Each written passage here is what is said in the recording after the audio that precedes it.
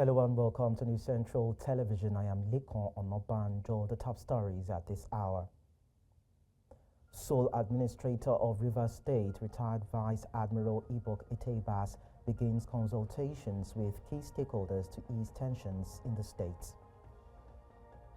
Nigeria Governors Forum maintains neutral stance on declaration of state of emergency in Rivers State. 44 killed in deadly mosque attack as Nigerian government declares 3-day national mourning. Details to come your way shortly.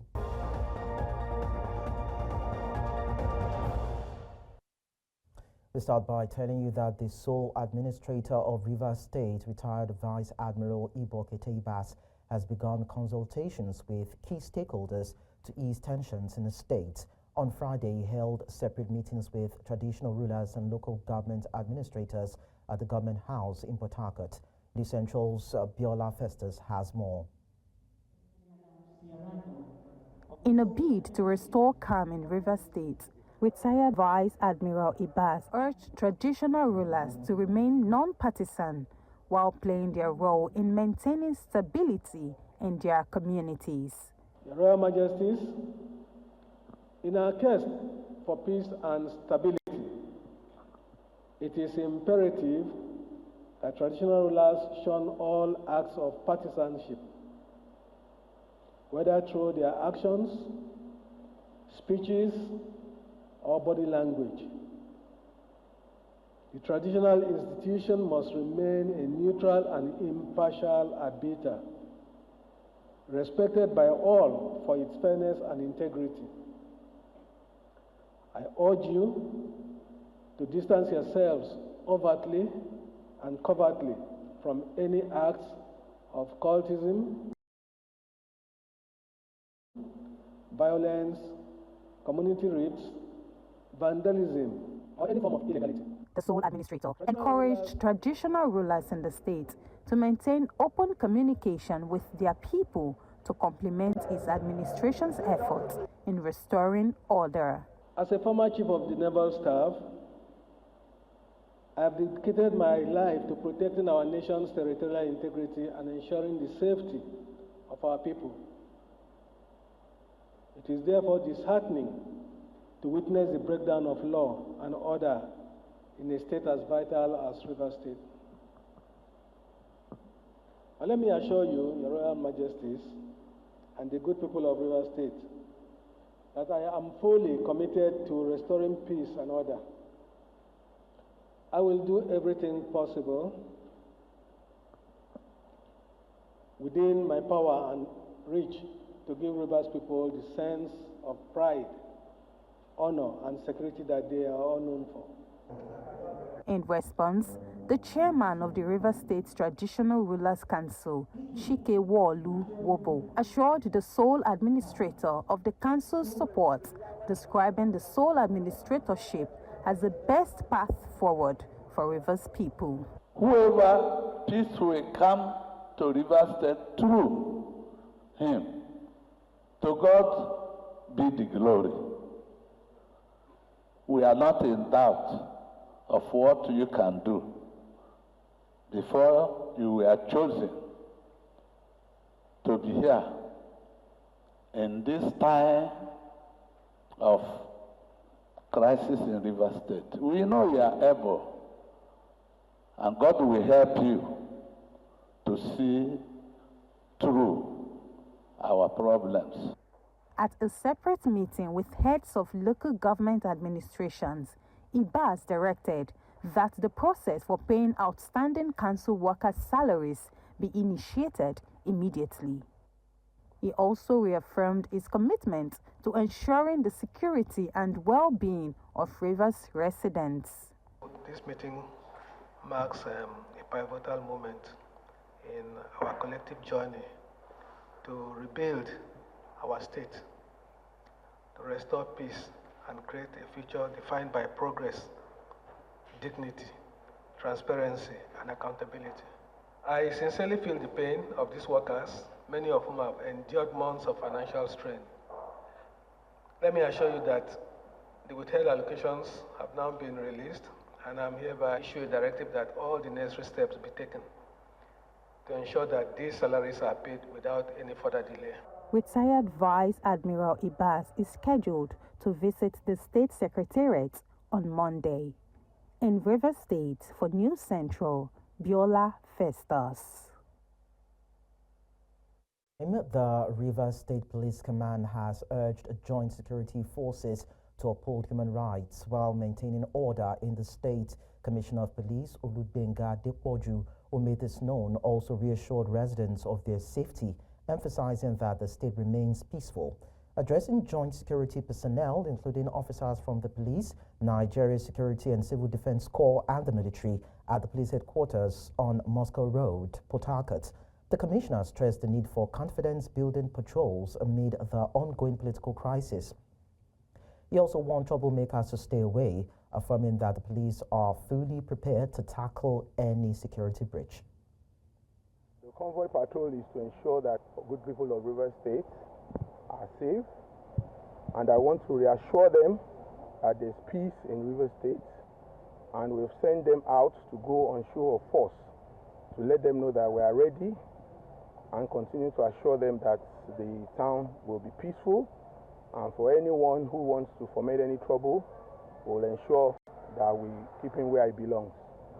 I've just charged them to be courteous, the member of the public, do their job diligently, and ensure they patrol all looks and crannies of River State. We've been lecturing them. Their commanders have equally told them to ensure they respect human rights and ensure that people's rights are not being infringed on while they are performing their duty. This patrol will last for as long as we feel we should, and as long as we are assured that the members of the public in River State are at rest and they know that yes, they're actually safe, and also to the dictates of the sole administrator on how events unfold.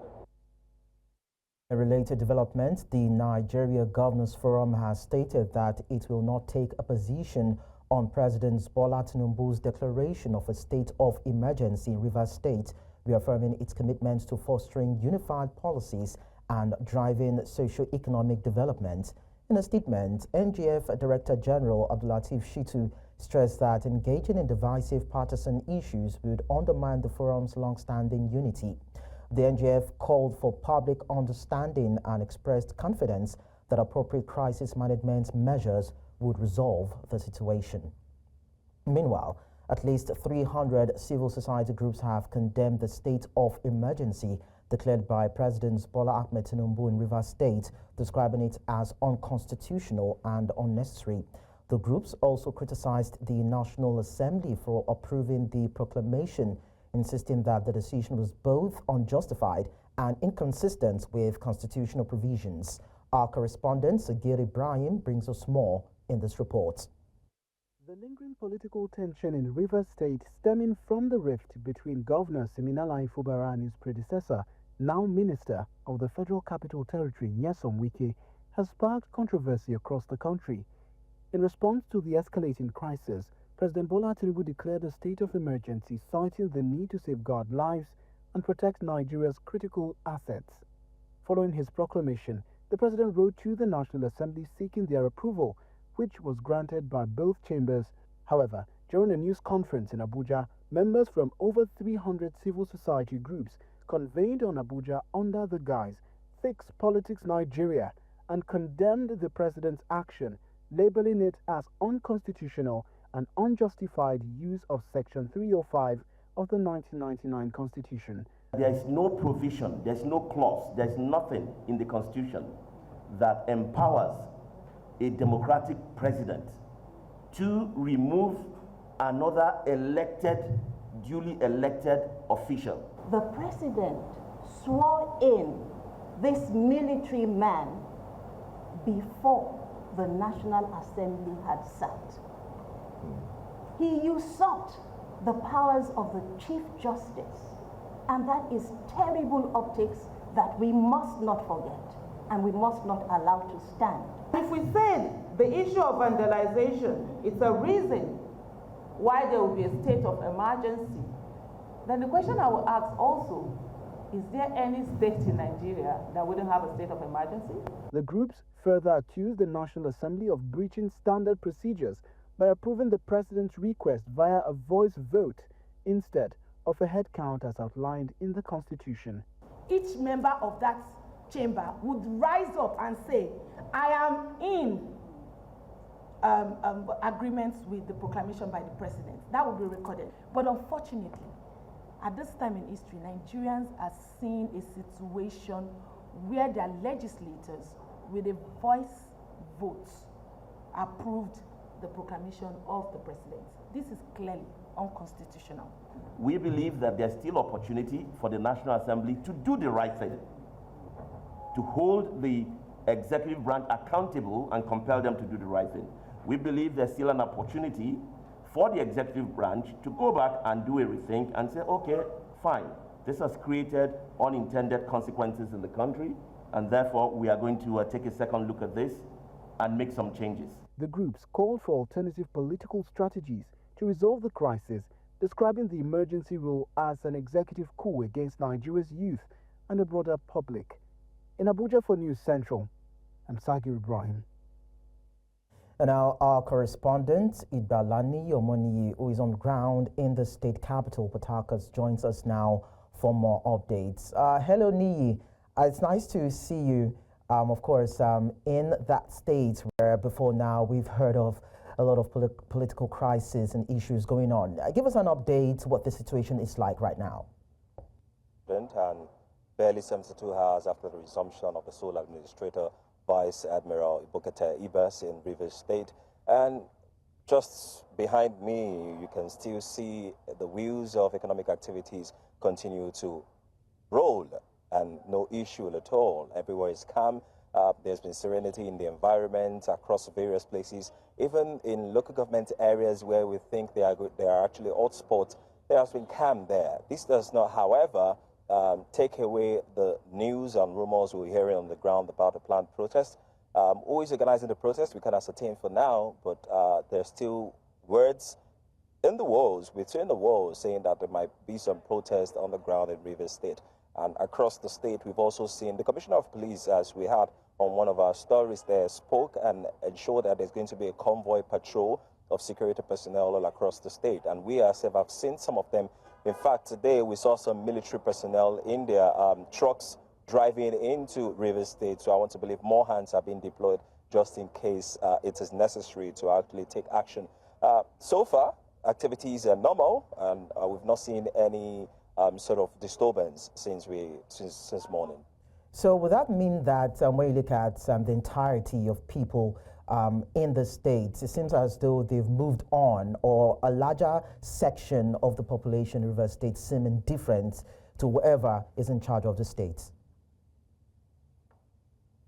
Permit me to say this, but we know that there is this school of thought that believes that Nigerians easily just adapt to new changes. I don't want to believe that's the case in Rivers State. As I said earlier, there are rumors in the walls that there's going to be a planned protest. But at the same time, if the economic situation is not any different, if, for example, the sole administrator has requested for the wage bill from various local government chairmen so that they can pay salaries, and finances are being deployed because the sole administrator has access to finance, has access to security, there's calm in the land.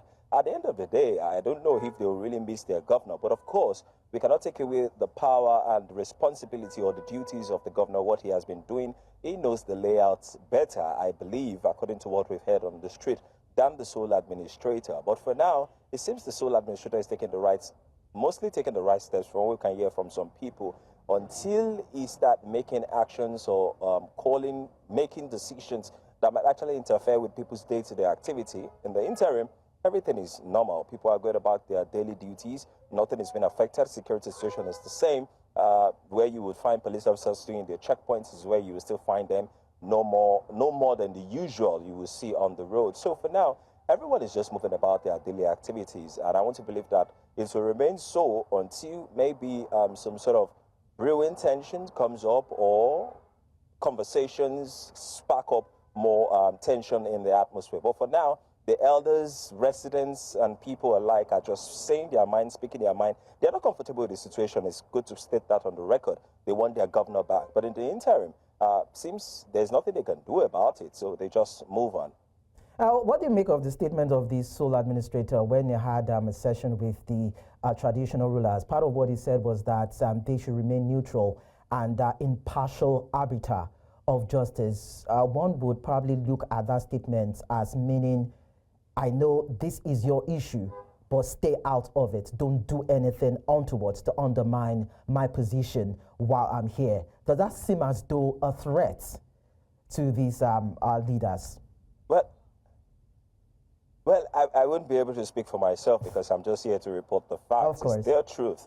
But from what we've heard from the residents themselves reacting to that meeting the sole administrator had with the traditional rulers, they are of the opinion that the traditional rulers should not just sit idle, noting that if this can happen now, which something they tag a slap to democracy, if this can happen now, it means that it can happen again to any other governor, and it could be the turn of any other person in that position. So they've urged their own traditional rulers to speak up and not hide and not be, in their own words, cowards to cower to the voice or dissent calls or even the authoritarianism, if, the way they put it, from the federal government down to this place. In the meantime, they're also letting their traditional rulers to understand that they should not be fearful, because that's what one of the residents I spoke to actually mentioned, that it seems that the military presence alone is scaring a whole lot of people, and the traditional rulers are not left out. But I can't speak for the traditional rulers. As I said,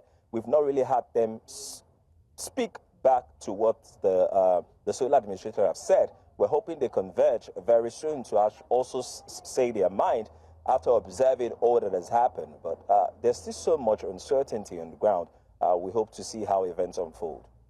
All right, thank you so much, Idalani Omoni, for this. We hope to connect with you some other time to get more details from you.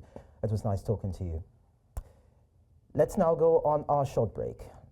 Borno man assaults minor for plucking mangoes in his compound. We'll bring you details of this and other stories in a short while. So stay with us.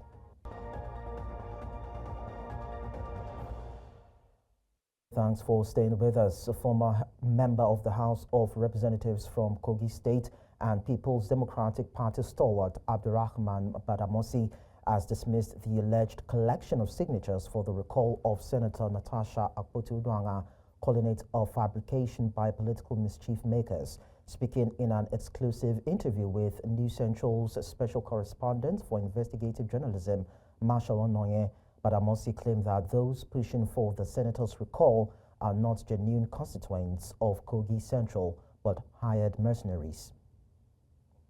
Why? Because it is not the wish of the people.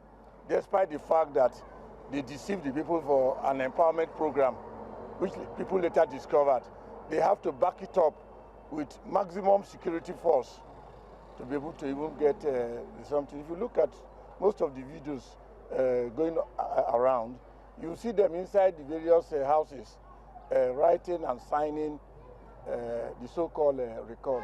We saw it as an opposition party of PDP. We saw it as a charade. We saw it as something that will not go anywhere. It cannot stand the test of time. The first step is to collect signature attached to a petition to INEC.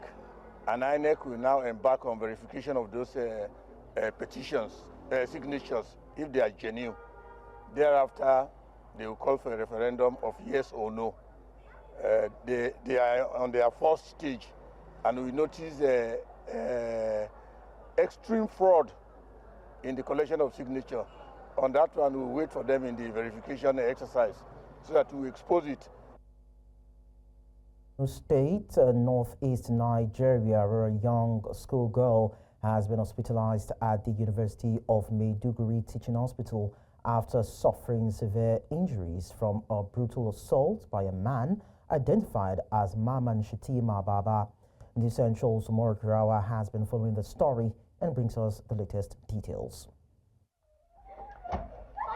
A disturbing amateur video captures the moment a young schoolgirl was viciously assaulted in Maiduguri, the capital of Borno State.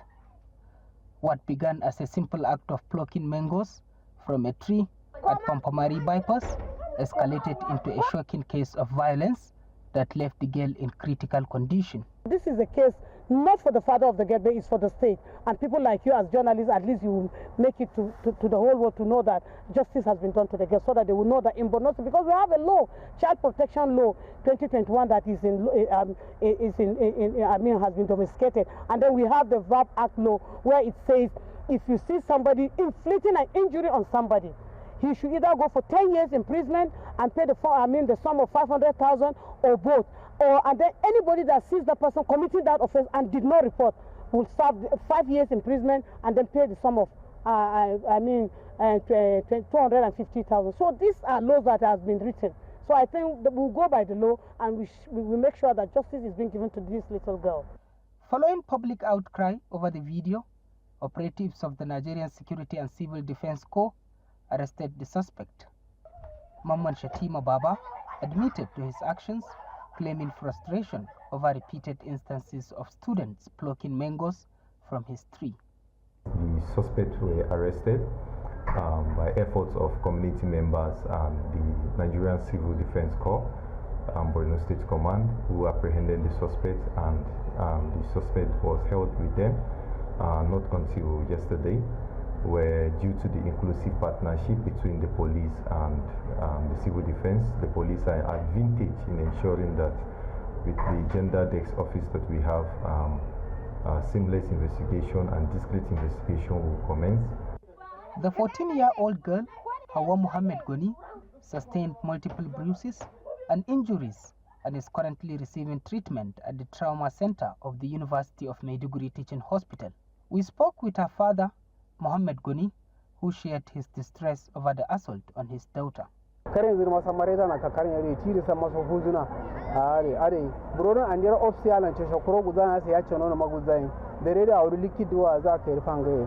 Alhamdulillah, kumara andir kunuso sanna ala baras guse ganangalo sawndana alhamdulillah. Bana dina mayan biya ala andia bana zina kama andia bana zina bana zin alhamdulillah gorenyana alhamdulillah gorenyana. Excellence ero gorenyana amkura sammaso isana commissioner so sammaso bika bunyo say sammaso isana kam isi mabao. Things she did the normal a growing child should do. I don't see it to be anything negative. When I met the man yesterday, I said because of mango, I asked the wife, you are a mother. How will you feel if such kind of punishment will be given to your child? She said she would not like it. Then why did you allow your husband? And you were the one pushing the girl and then giving him another stick after he exhausted the first one, then you gave him another one. I mean, it's really very bad. As her work continues to recover, concerned citizens are calling for swift justice to ensure such acts of violence do not go unpunished. Experts are also urging the public to refrain from taking the law into their own hands and to report such incidents to the appropriate authorities for proper action. In Maiduguri for News Central, Omar Kirawa. And now to North Central. The various security agencies in Plateau State have restated their commitment to ensuring relative peace in the state is sustained. This was made known during the first enlarged security stakeholders engagement this year, organized by the State Commissioner of Police, Emmanuel Additional. News Central's Chizobanyowe tells us more. These stakeholders from different ethnic groups, men, women and youth organizations in the state, gathered here on the auspices of the State Commissioner of Police for lasting solutions to security issues on the plateau. This gathering is not a political meeting, please. All of us are gathered here with genuine minds to find solutions to the problem of our people. And I believe that we have achieved a lot. We cannot do it alone. We have to work together. All hands must be on deck to ensure that we realize this. The significance of today's engagement cannot be overemphasized. It is a testament to our unified resolve to address the challenges we face, not with violence or division, but through collaboration, empathy, and shared responsibility. Governor Caleb Mutfwang is optimistic that the relative peace currently in the state will be sustained. We want to thank the security agencies on how they've been helping us to curb insecurity in the state. They have done their best. But their best will not be good enough if we do not partner with them. Because the onus is on us to make sure that we maintain peace with ourselves and with one another. Everyone that is here is expected that he should go back home as an individual invited and as a group to preach peace to one another. The listening ear to the concerns of these stakeholders remains paramount for the sustenance of peace in the state. If they will synergize with the security, the police, the STF, it will go along with alongside the community police so that our farms can be protected. There's a river behind my house. Concerning the mining, a lot of crimes are going on there. So please, the security should extend their tentacles towards here. For the police boss in the state, this will be a continuous effort in ensuring Plateau gets back fully to the home of peace and tourism again. In Plateau State, for News Central, Chizoba Anyori. Coming up on the news, Niger declares 3 days national mourning after 44 civilians were killed in a brutal attack. We will tell you more when we are back. Don't go away.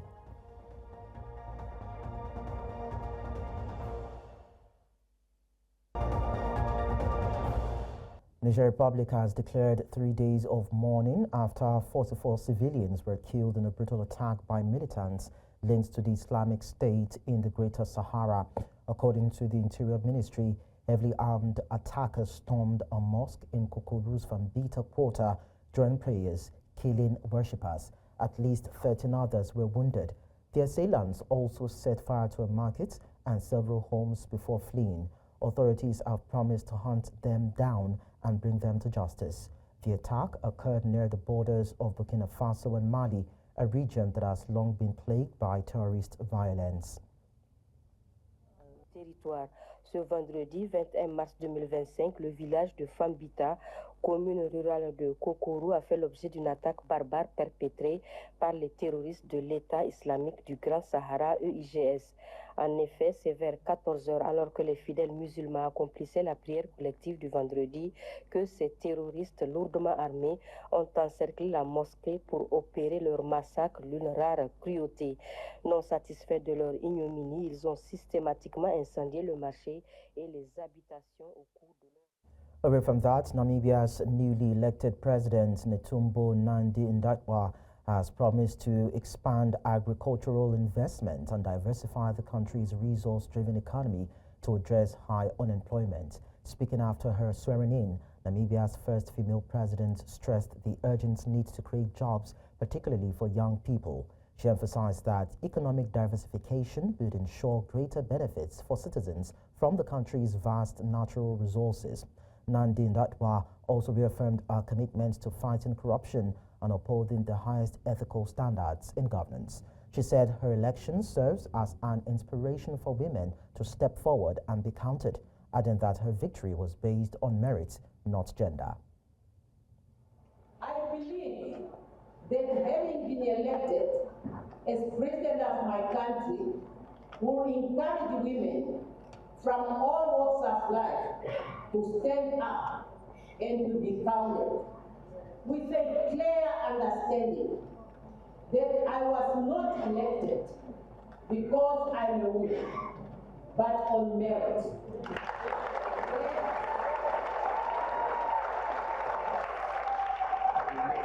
That is to say, as women, we should not ask to be elected to position of responsibility because we are women, but because we are capable members.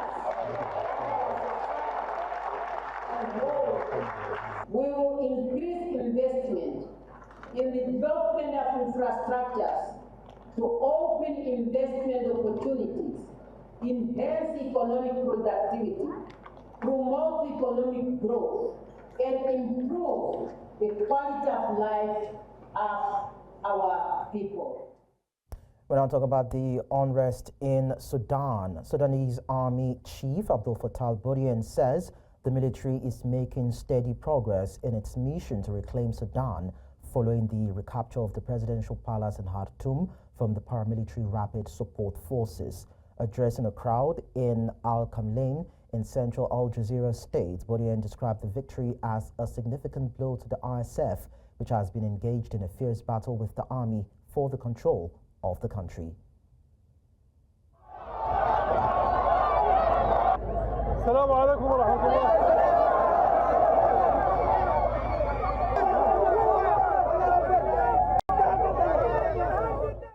The news.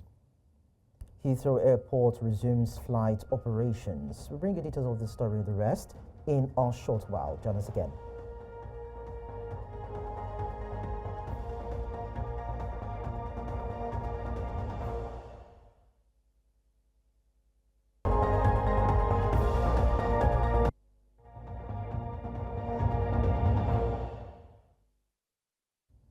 Outside of Africa, London's Heathrow Airport has fully resumed operations following major travel disruptions caused by a fire at a power station, according to an airport spokesperson.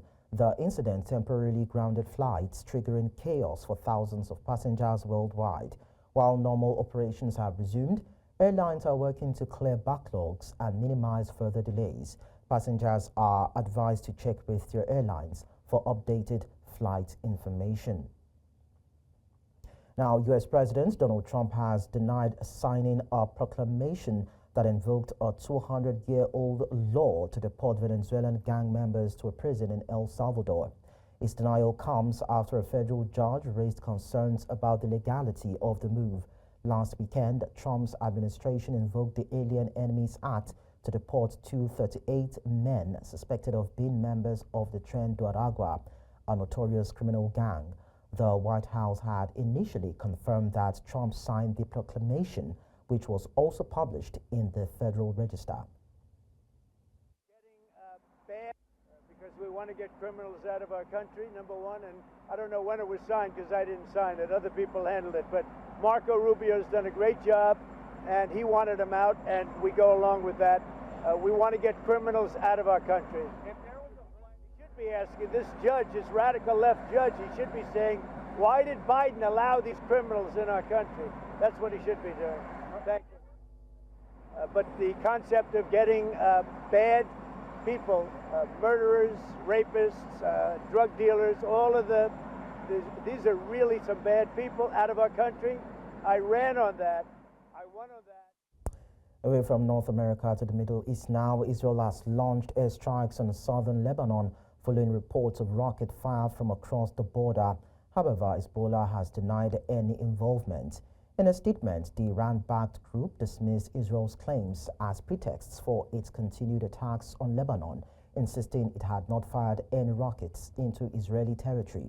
The Israeli military, however, reported that 3 rockets were launched from Lebanon, prompting retaliatory strikes on suspected launch sites.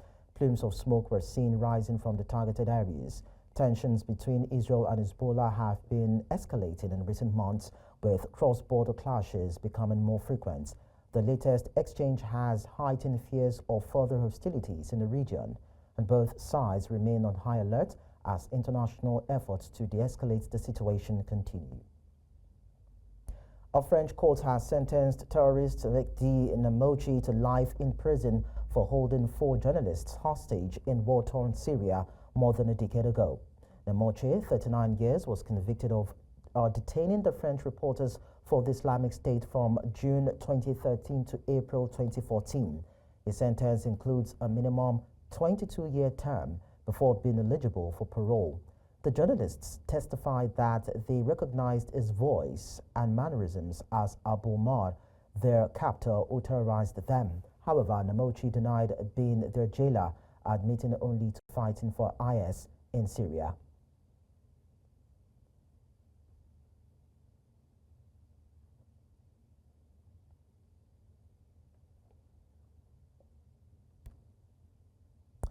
Away from that, Ukrainian President Volodymyr Zelensky has said that another round of ceasefire talks is planned in Saudi Arabia. The Ukrainian leader stated this during a joint press conference with his Czech counterpart, Peter Pavel. Zelensky says the Ukrainian side would present a list of civilian objects that he would want included in a ceasefire. He said Russian President Vladimir Putin must stop making unnecessary demands that only prolong the war. Moscow's demands include a complete end to military assistance for Ukraine.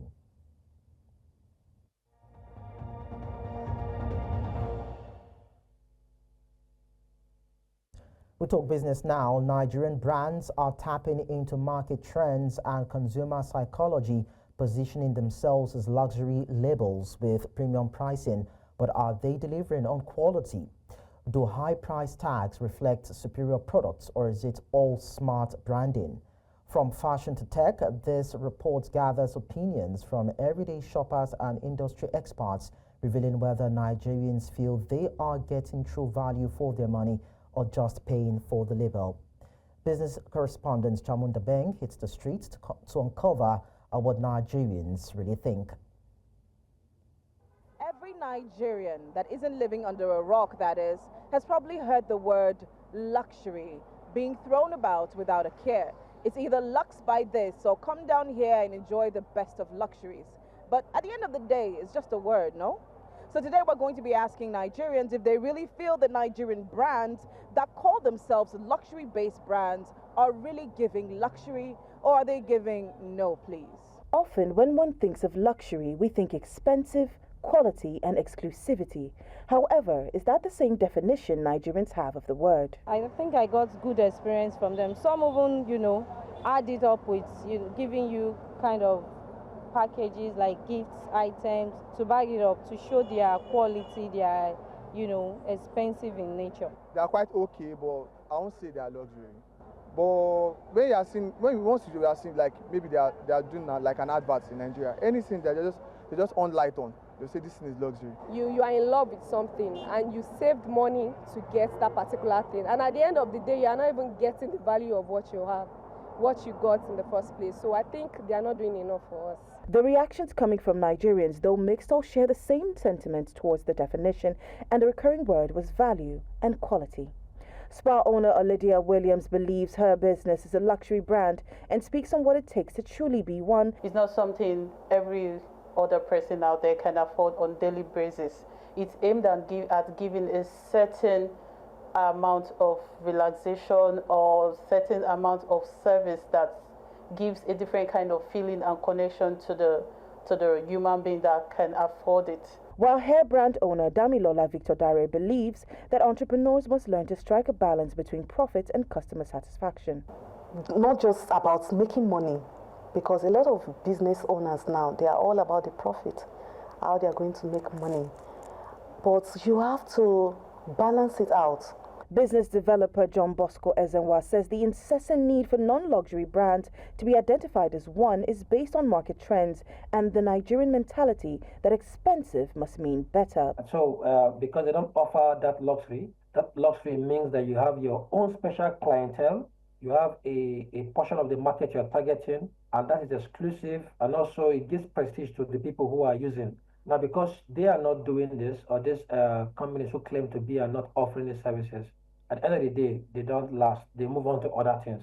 They begin to branch into other part of the value chain that offer that luxury, using the kind of clientele that they have met. Your brand means everything to your business. However, luxury is more than just a branding scheme. It has to be an experience that can't be gotten from any random place. So if you must brand yourself as a luxury business, make sure you're giving your customers actual luxury. Luxuriously reporting for News Central Lagos, I am Chamun Dabeng.